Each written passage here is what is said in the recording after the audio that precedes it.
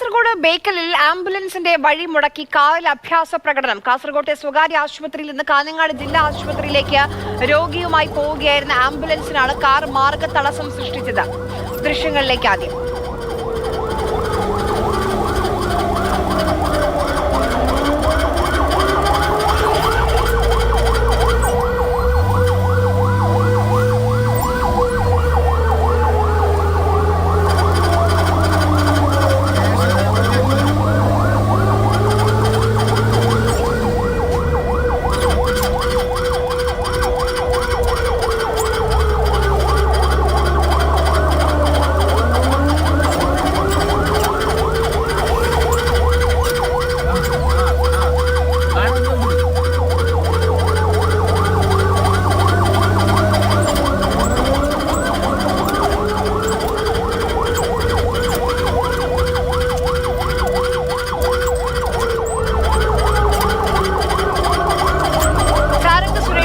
വിവരങ്ങളുമായി ചേരുന്നുണ്ട്. സാരംഗ്, ആംബുലൻസിൽ ഒരു ജീവൻ ഉണ്ടാകാം.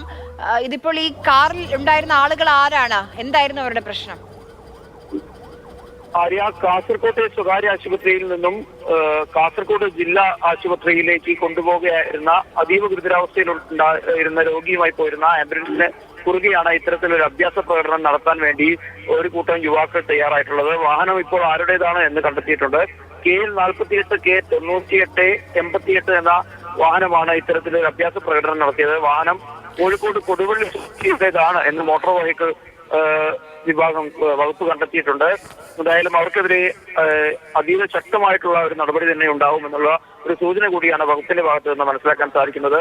ഇന്നലെ രാത്രി ആണ് ഇത്തരത്തിലൊരു സംഭവം ഉണ്ടായത്. കാസർഗോഡ് നിന്നും കാഞ്ഞങ്ങാട്ടേക്ക് പോകുന്ന KSTP റൂട്ടിൽ നിന്നും ബേക്കൽ മുതൽ ചിറ്റാരിയും കടന്ന് മടിയൻ വരെ ആണ് ഇത്തരത്തിൽ ഒരു ഗതാഗത തടസ്സം ഉണ്ടാക്കുന്ന തരത്തിൽ ഒരു വാഹനം അതീവ അശ്രദ്ധയോടുകൂടി വാഹനം ഓടിക്കുകയും അതേ തുടർന്ന് ആംബുലൻസിന് വഴിമുടക്കുന്ന ഒരു സാഹചര്യം കൂടി ഉണ്ടായത്. അതിനുശേഷം പിന്നീട് കാഞ്ഞങ്ങാട് ടൗണിലേക്ക് പ്രവേശിച്ച ഈ കാർ ഒരു ഇരുചക്ര വാഹന യാത്രക്കാരനെ ഇടിക്കുക കൂടി ചെയ്തു.